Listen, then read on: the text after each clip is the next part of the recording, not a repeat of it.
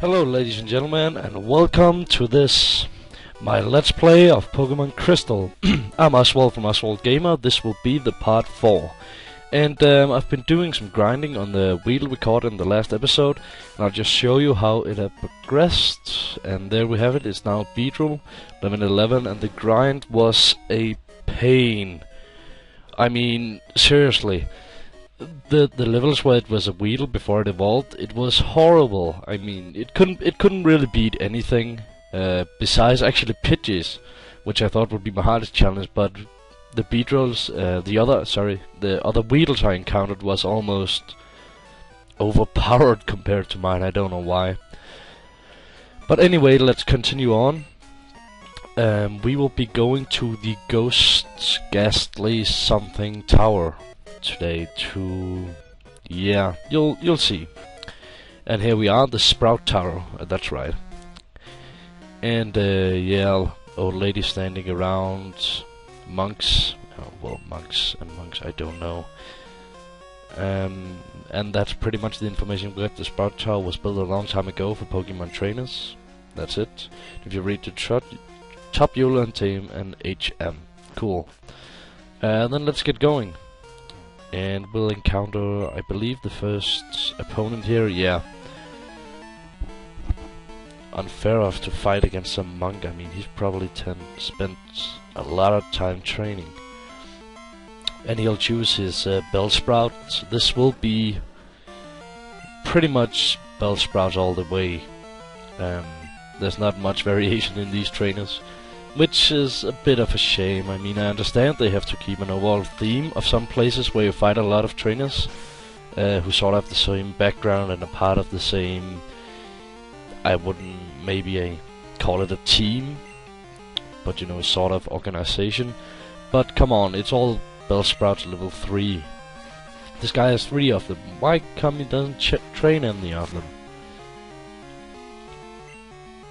And it's quite convenient as well, by the way, that this tower is sort of in the start of the game, just near a town where we just randomly started our adventure. I mean, like in Pokemon Yellow, Red and Blue, one of the first times you got to was actually where the last gym was. That was kinda cool. It was a little weird, you couldn't challenge anybody in there. And I know you would get completely decimated if you did it from the start of the game, but it would be cool if you could just do it anyways. It would certainly give a more realistic feel to it, even though it's kinda hard to talk about realism when you play these kind of, I would almost call it a fantasy RPG, even though I know somebody's probably gonna hate me for saying that, but I actually feel in some way that's what these games basically are. But we'll just walk right on through here, and we'll encounter our next trainer. And he expresses gratitude. Well, alright. I believe that's what he said. I didn't actually get to read it. And there's another Bellsprout. Yeah, level 3 as well. Guess what this video is gonna be about a lot. We'll just Fury attack it. And yeah, does that even count for a one-hit KO? I mean, it's basically 3 attacks, but it's only 1 move. Yeah, well, anyways, we'll just have to fight our way through here, get our first gym. I believe later, it's in one of the later Pokemon games, they call it Hidden Machine, or something like that. It could just be me. Correct me if I'm wrong, but I believe that's what it's called. Alright, we'll try it the other way then. Yep, finally. I remember the first playthrough I did on Pokemon Gold, I caught a Bellsprout very early in the game and actually got it to... I trained it to a Weepinbell level 99 before I stopped playing. I mean, I could never get a Leaf Stone, so I couldn't evolve it into a Victreebel. And I had actually kind of accidentally given it some really bad moves. It had like Acid, Cut, Flash, and some other useless kind of move. Even though Acid is sort of a nice move, it doesn't really do that much damage. I mean, of course it did when it was level 99, but there's still Pokemon that couldn't one-shot. Like I had at that point I had a Totodile's final evolved form. I mean, I can't actually remember the name of that, but it was a level 100, it had Surf and that kind of stuff, and it could one-shot pretty much anything in the league. Ooh, a Rattata. Level 5. Now we'll just run away. Just try to get through this tower as quickly as possible. And X-Accuracy. I never really used those X items, so I think we'll just be selling that when we get a chance. Next time we get to the shop. And what a surprise. A Bellsprout level 3. I wonder what the other kind of Pokemon she has is.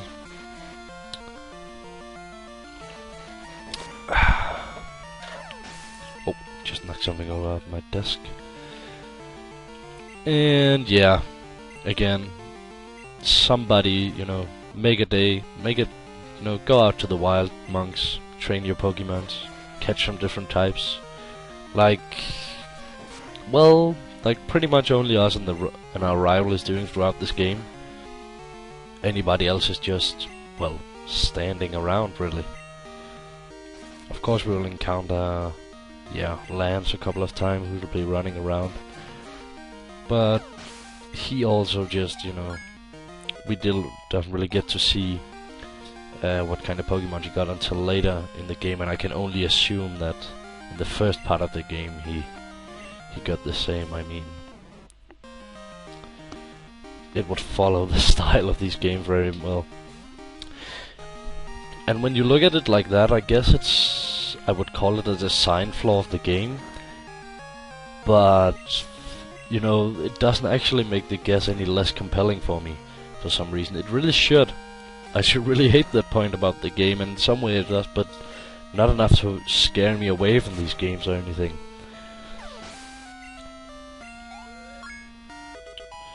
And we hit level 12 with this as well. Learn Reflect. That's pretty nice. And let's see, I think I'll switch. So yeah, I think I'll get us a little faster through. Just a little. And this almost looked like a gym setup. Even though there's not much of a maze or anything here. Find enlightenment. Oh, I will. I will one day. Ooh. And yeah, I believe... Yeah, it better not... Yeah, it's level 6. Good. That was level 3 as well. I mean, that would be the wrong way of going about a difficulty curve.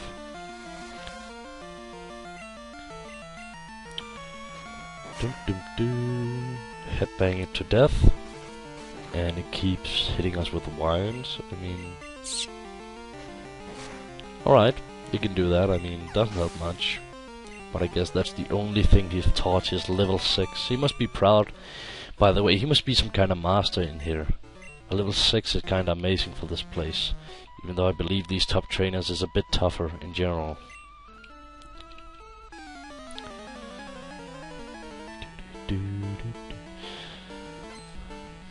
They all look the same as well. I mean, I'm getting a little suspicious of this place. Level 6 Sprout. Male as well. Clones? I mean, nah, that's kind of redundant. Why would they do that? Siblings like the nurses? It's the same with the police. They all look the same as well, and these monks. I mean, is there something going on in this universe they don't want people to know about? Or is this just kind of a we don't talk about it case?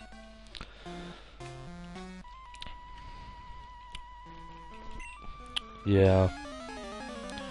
Standing right there, all sneaky and ninja. Even though you can see him from...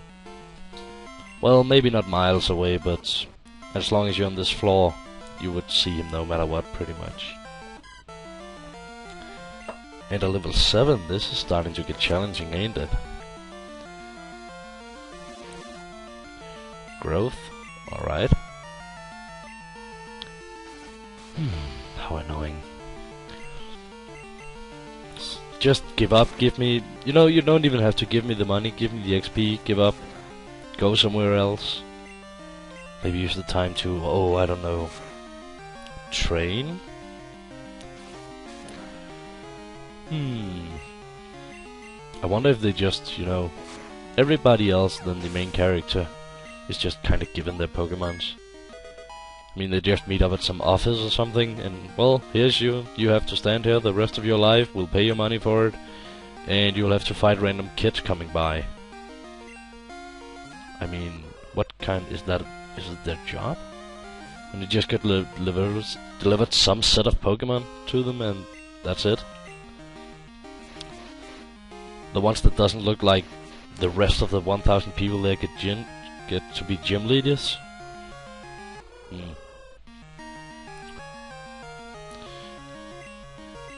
That would actually be... Wow, that would be the weirdest job center in the world, wouldn't it? You get in there, there's like 500 people who look alike, and you're the one that stands out. I think you would feel a little uncomfortable in that situation. I know I certainly would. And bam, down went the Hoot Hoot. Or the Owl. I certainly believe it's supposed to look like an owl. We'll see. Yeah, we did get level 13 on that. And we'll walk right up here, where our rival is beating up a monk. He's such a nice guy.